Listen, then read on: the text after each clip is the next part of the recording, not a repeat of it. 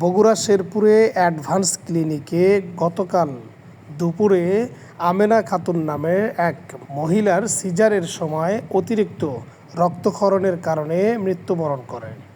এ ঘটনায় আমেনা খাতুনের পরিবার বিক্ষুব্ধ হয়ে অ্যাডভান্স ক্লিনিকে রাত 2টার দিকে ভাঙচুর চালায়।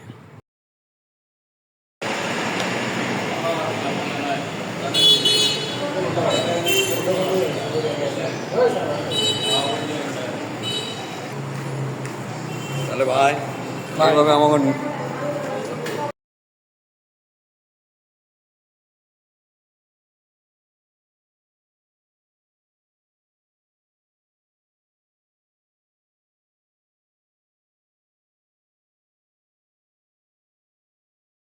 চুলা ভাঙিয়ে